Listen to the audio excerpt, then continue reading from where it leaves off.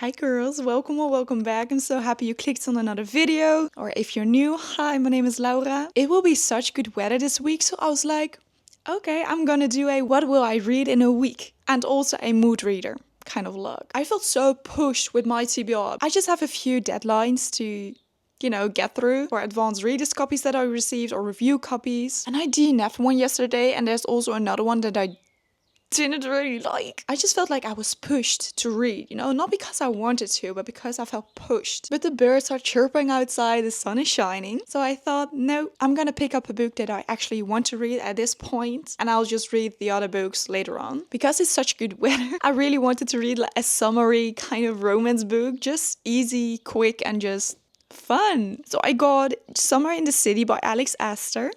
She is the author of Lightlark and Nightbane. And this is a very beautiful edition because it has sprayed edges. There's a cute little map on the front and in the back. It's adorable and it's pink. It's pink. Ah! I don't have any clue what it's about, but I really like her videos on TikTok. She's just such a ray of sunshine, and she's very excited and hyped that she is a published author, as she should be. So I wanted to start giving her books a chance, because I do own the copies of Nightbane and Lightlark. Haven't read them. Hopefully I will this year.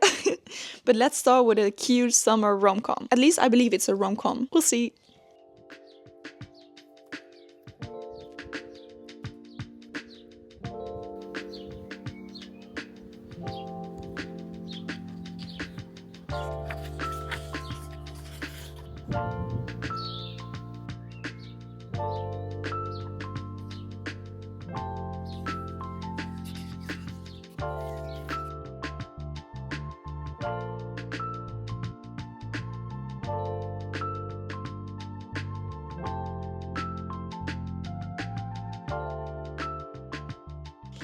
I am at chapter 14, page 99, some almost 100 pages in the book. First and foremost, I absolutely love the design cover.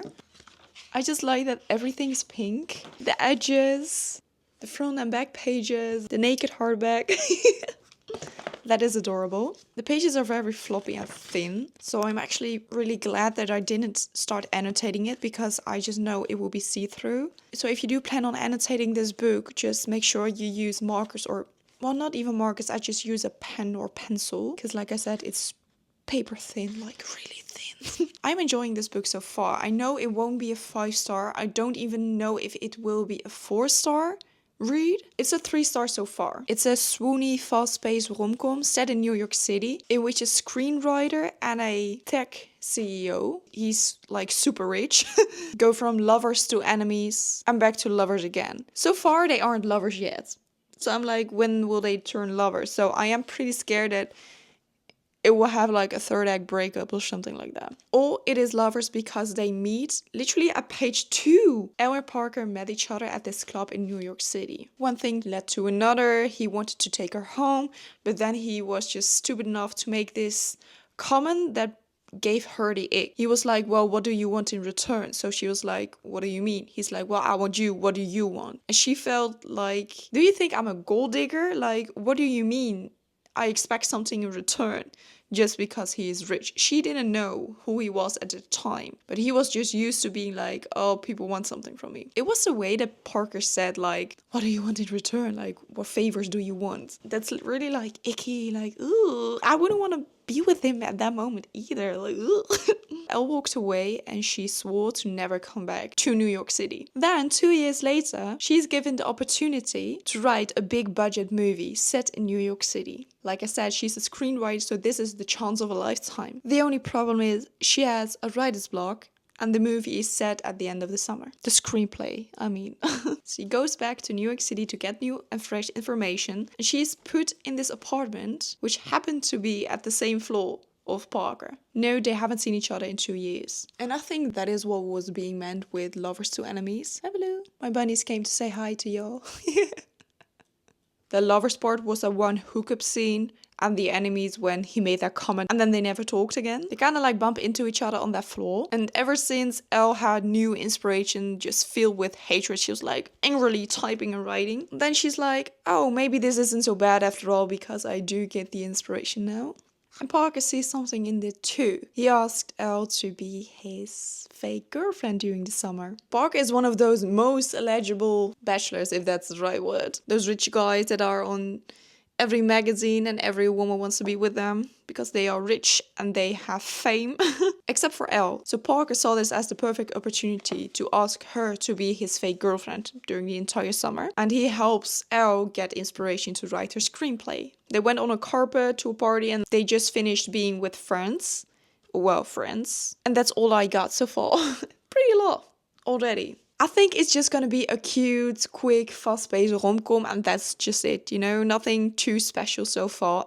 Just enjoyable. Exactly what I needed at this moment.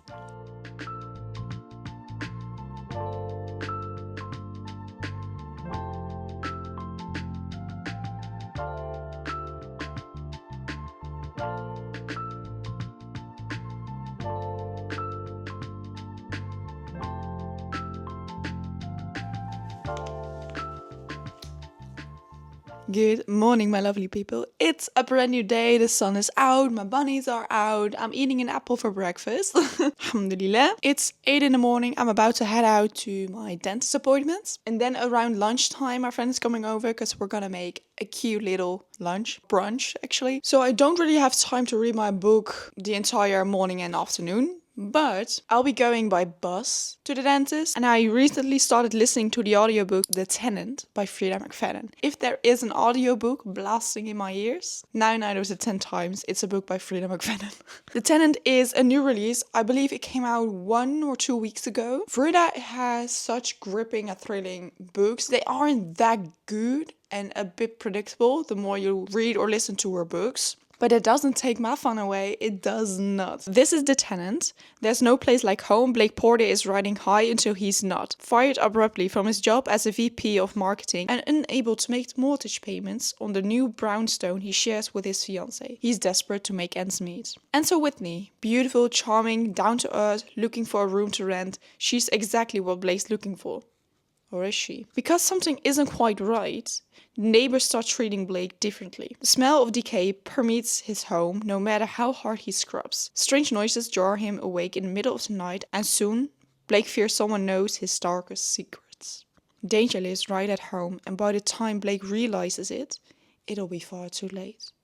The trap is already set. I am 25% in the book. The story is about Blake, who just got fired from his job. He was blamed for leaking information of the company to its competitors, but we don't know if this is true or not, because Blake was very confused, because he was on cloud 9, because he just got a big promotion. Then he also got blacklisted by his previous boss. So it's hard for him to find a new job. So their money is almost running out and they can't pay for the house. So Blake and his fiancée decided to rent out a room. A bunch of people are coming over, but no one is a match. Until one old lady comes up to them and she's very spiritual. You know, like she can talk to the afterlife or the past lives, and just, you know, she's saging the entire house, putting salt by the doors.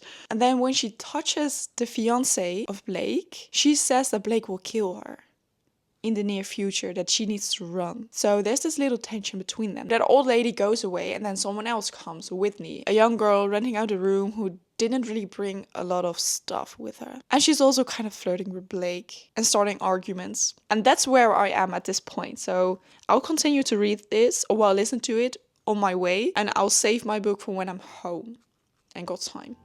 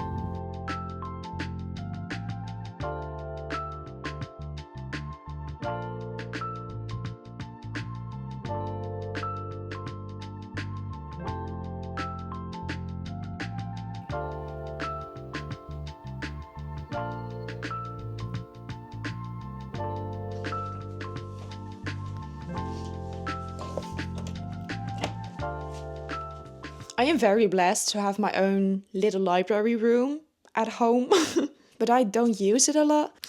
I mainly read at the couch downstairs because then I'm with my bunnies and I can, keep an eye on them.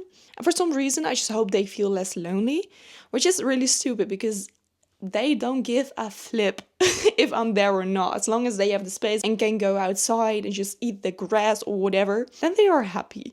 So I really need to use this room a lot more because it's peaceful and quiet, and I left my phone downstairs on the charger so I won't get distracted. So I'm trying to sit here for an hour or something and try to get through my book. I took off the dust jackets because I don't want to ruin it. I'm on chapter 16. I'm going fast through the book, or well, as fast as a slow reader can get. Anyways, we're on page 140. So we're 40 pages after the last time I talked about this book. I enjoy the flip out of it. I do. I really do. Again, this isn't the best book ever written, but it's just an easy and quick romance book. But something beautiful happened, and I already showed that. I already showed the picture and the quote. They went to an auction, and he bought a bracelet. $300,000 for a freaking bracelet, just because she smiled at it. She's like... And he's like, yeah, I'm gonna get that.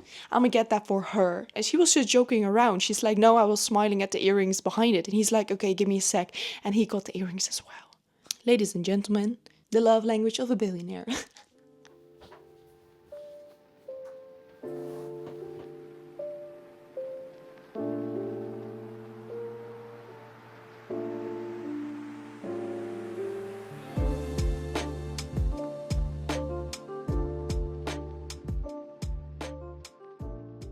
Oh my days, shut up.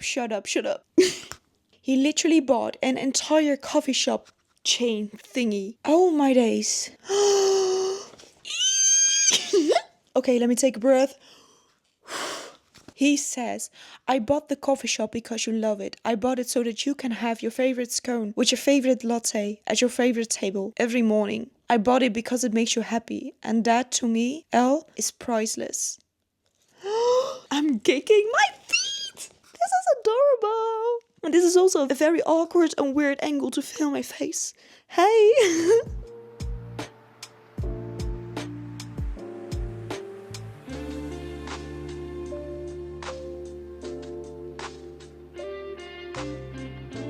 I am about to cry. This is so stupid because this man is literally written by a woman. I have no clue why I want to cry. It isn't even sad. It's heartfelt. They're at this party and Elle says that sometimes she is impressed by money. Park is like, really? And she says, when a big donation comes in, when Penelope and I are volunteering, then I'm really impressed. So Parker pulls out his phone and he gives it to her and he's like, pick your favorite cause and then pick a number. So she's just fooling around because she doesn't believe that he would actually donate it and that she can just pick a number. So she goes to this endangered animal fund and she types in a ridiculous amount, one that could buy a house. So it's probably a few hundreds or thousands of dollars, not euros. He then frowns at her and she grabs the phone back. She says, sorry, I know that's a lot. Then he slowly curls his fingers around her and he says, we can do better than that. And he adds another zero. So he probably made a donation of like $7 million, $5 million to an endangered animal fund. It's not that he wanted to do it himself, it's because he also wanted to impress Elle, but still, every flippin' dollar counts, and this is fictional money. It was stupid that I got emotional about that, but still, I just like that. Even though it's fictional, I liked it.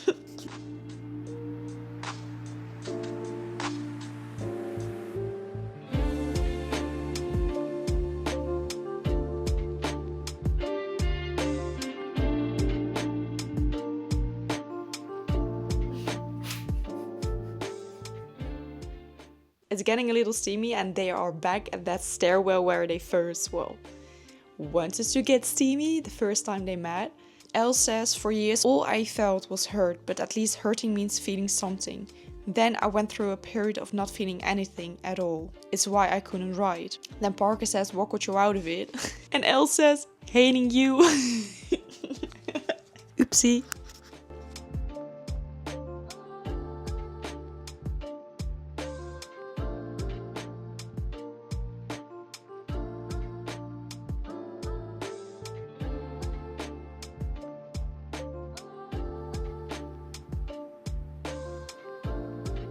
This is genuinely one of the most beautiful passages that I have read in this book. This is what Elle's mom said to her. Don't be one of those writers who save all the best lines for the characters. Say them yourself. Don't save the best stories for your screenplays. Live them. Life isn't a movie. There's never just one start or ending. There's always the chance to begin again. My biggest regret is not giving myself new beginnings. Don't make the same mistakes I did. Begin again and again and again. The promise of a new tomorrow is the best part of living.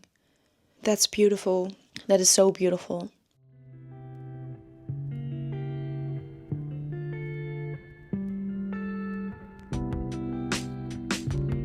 A great romantic gesture just happened and I'm falling in love.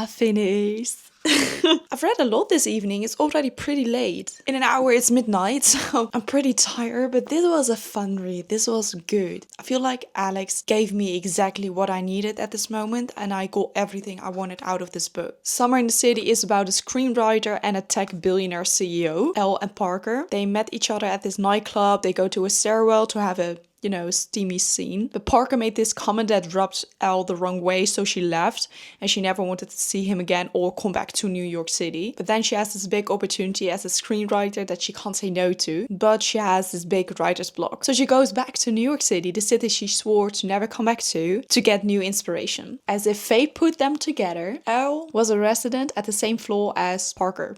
Yeah. They're neighbors.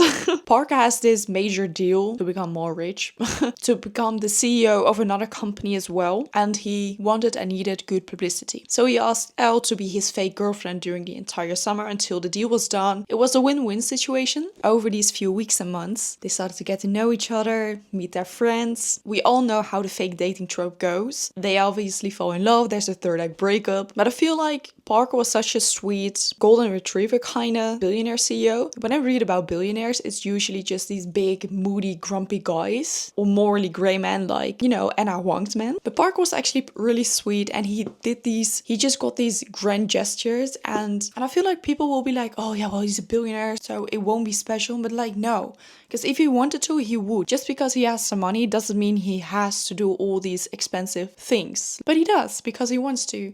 And I think that's very sweet. If I'm going to be a millionaire, billionaire even, then I would too, for the people that I love, obviously. Elle grew up with her mom and sister. Her mom got really sick and passed away. And all her life, Elle grew up with how important money is and how important it is to be independent and not depend on any man or anyone else. And it's really difficult for Elle to just accept something. She wants to buy her own house. She wants to pay off her college tuition and debts on her own, not need anyone else's money. So that's something she really struggles with, and it's something internal that she has to go through. And I thought it was a very beautiful addition to this book. Elle is pretty much just an ordinary girl. She's very hardworking, very passionate about what she does. And at first it just rubbed me the wrong way a bit when she was talking about her sister. In a nutshell, Elle really wants to work and build her career, and her sister doesn't. I kind of got the ick from Elle because I felt like she was kind of like bashing the choices that her sister made.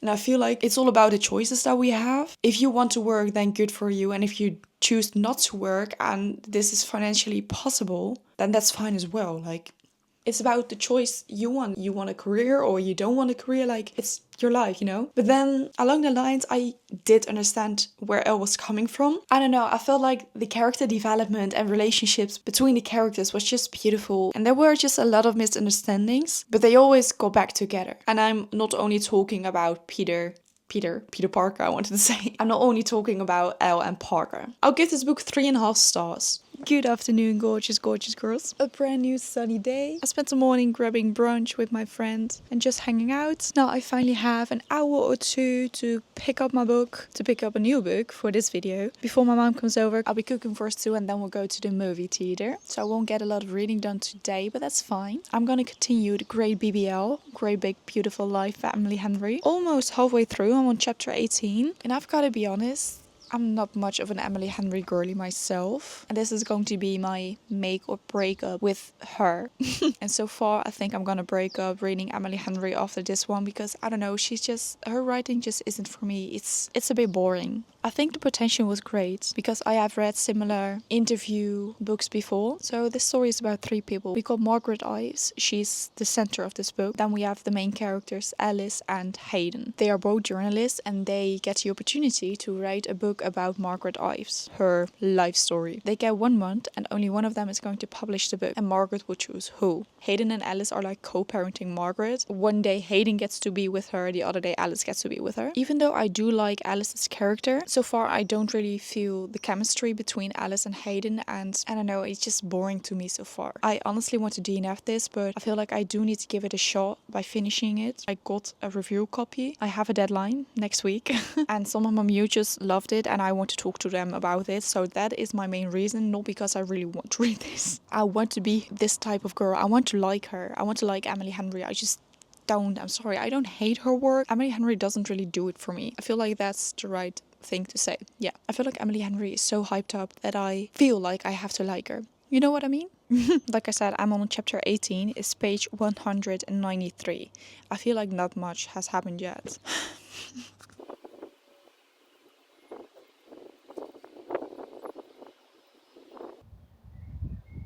Okay. Hi. Ik schrok.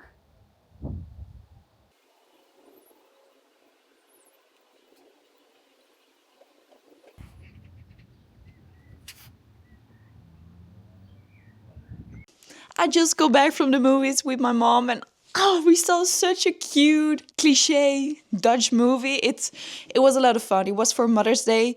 It was lovely. I cried 3 times. We saw the movie Dochters, which means daughters. It was fun. So for all my Dutchies out there, please go watch it. It was amazing. It's one of those feel-good movies that you only watch with your mom or your sisters, you know? Now, I said that I wanted to finish The Great BBL by Emily Henry because I wanted to talk to my friends about the book. I'm sorry, I DNF'd it at 55%. I'm on chapter 22, something like that. I'm breaking up with Emily Henry. I don't know if I will finish this book in the future, but I feel like I shouldn't waste my precious reading time on a book that I do not like. Again, it has a great concept. The execution wasn't for me. I'm sorry, no. Either tomorrow or on Friday I'll pick up something new. Hi, baby.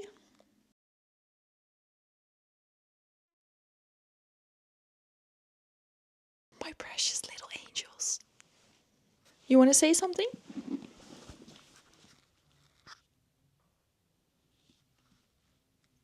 So I just put on my earphones and started listening to the audiobook The Tenant by Frida McFadden again. I'll probably start a new one this weekend and I want to focus on finishing my audiobook first, today and tomorrow. I'm gonna put on my headphones and do some dishes.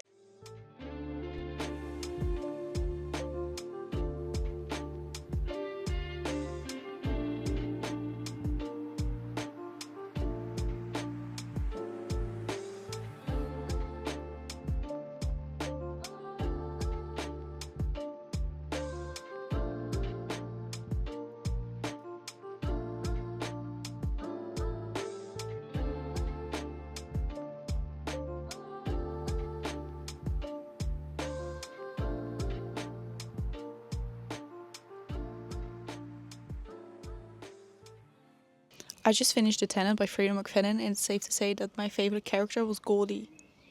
The fish. Justice for Goldie.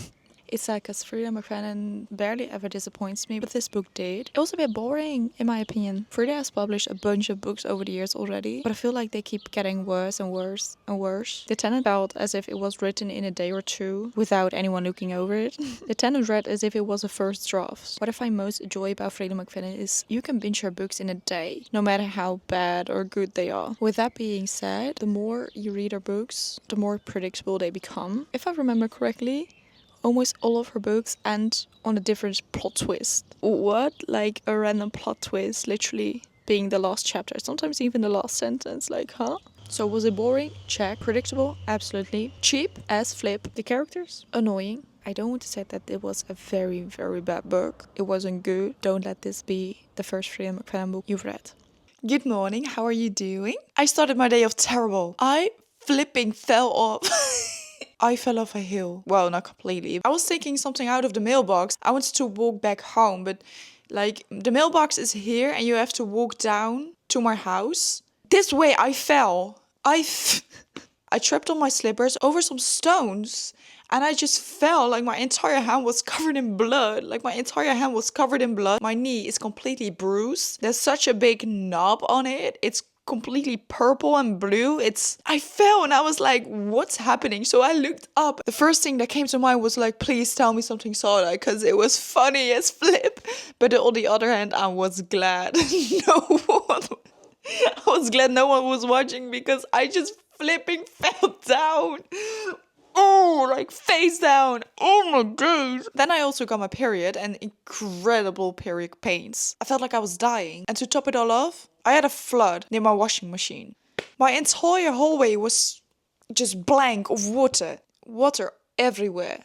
And soap. Anyhow, I'm gonna start a new book. You're Not Supposed to Die Tonight by Kaylin Bayron. I believe this is a thriller or horror. Slasher, something like that. At Camp Mirror Lake, terror is the name of the game, but can you survive the night? Charity Curtis has the summer job of her dreams, playing the final girl at Camp Mirror Lake. Guests pay to be scared in this full contact terror game. As Charity and her summer crew recreate scenes from a classic slasher film, The Curse of Camp Mirror Lake, the more realistic the fear, the better for business. But on the last weekend of the season, Charity's co-workers begin disappearing.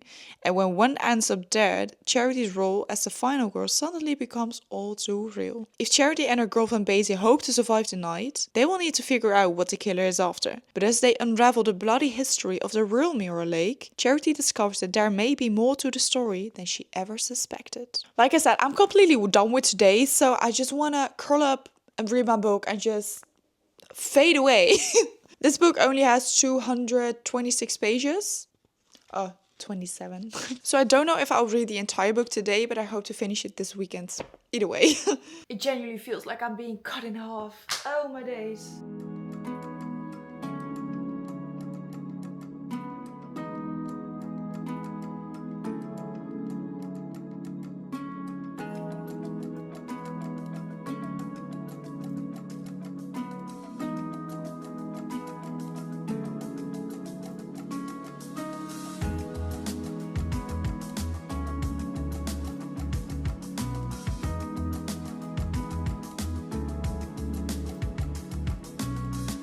Okay, so remember when I said that they run this camp where they can scare people?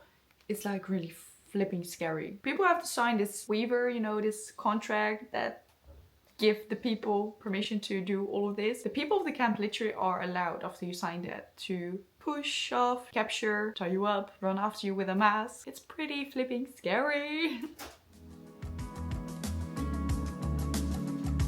I don't know why I said like this.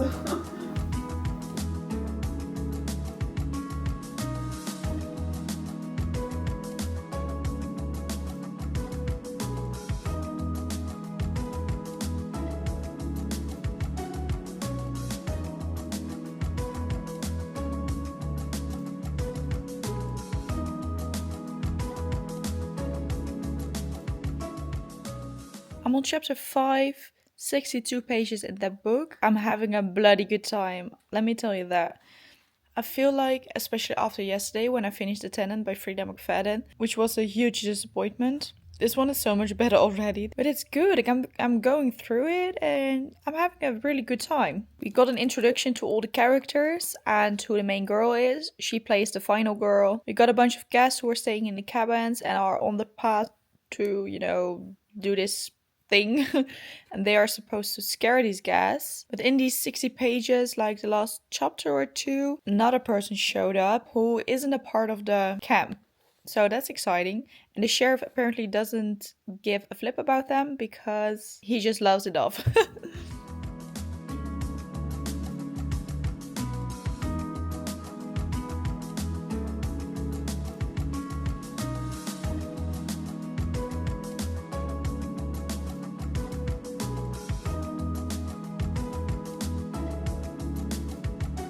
I'm at page 1:75 and I fell asleep for about a good 20 minutes. And I was dreaming about the book. I was dreaming that somebody was coming after me in the woods.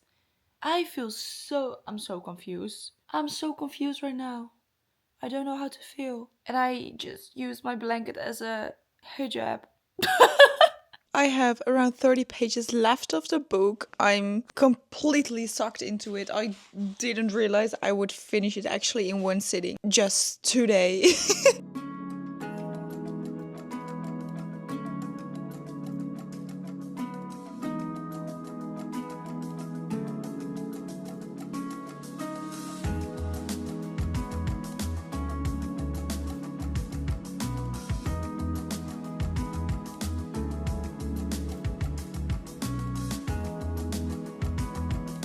Oh!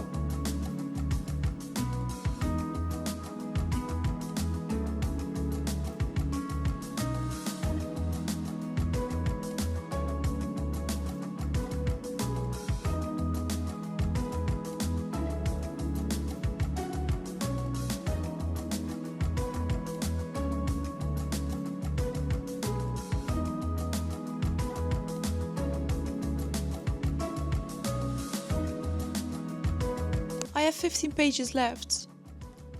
And we are still at the plot twist. In those 15 pages, another plot twist will happen. It will be the final piece. We aren't at the epilogue or anything like that yet. I'm so sucked into it. Oh my.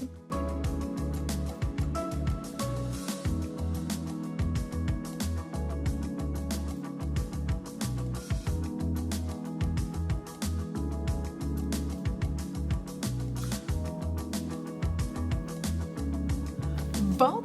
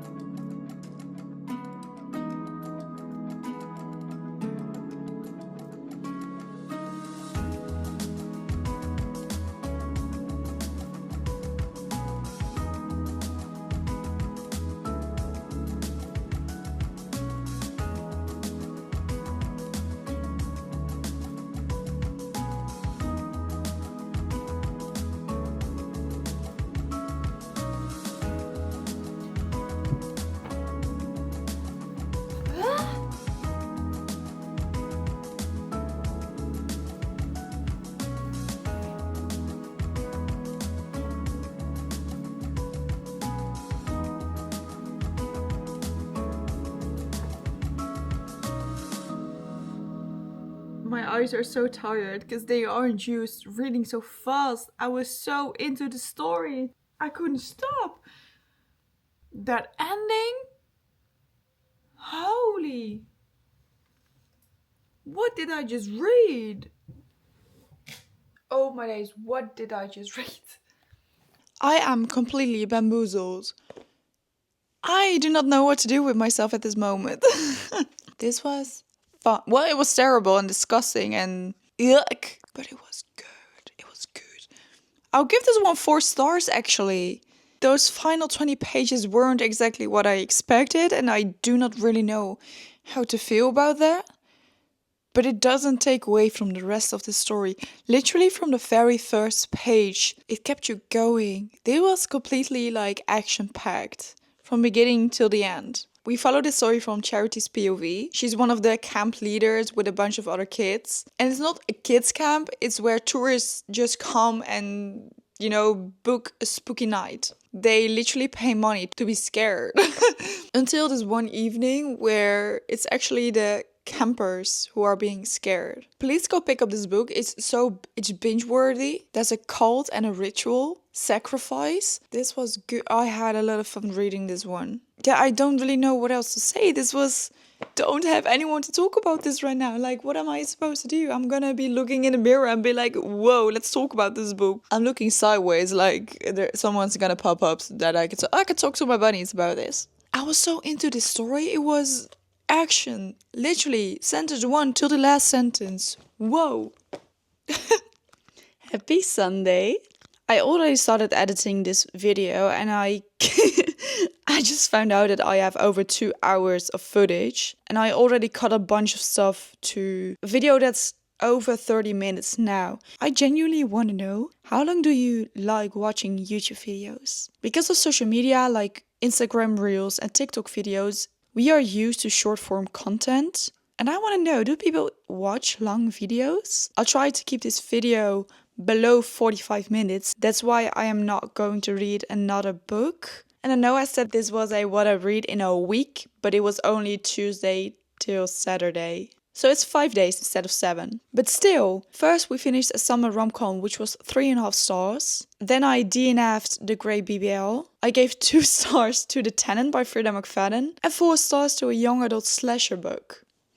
I think this was a pretty good reading week with a bunch of different kind of books.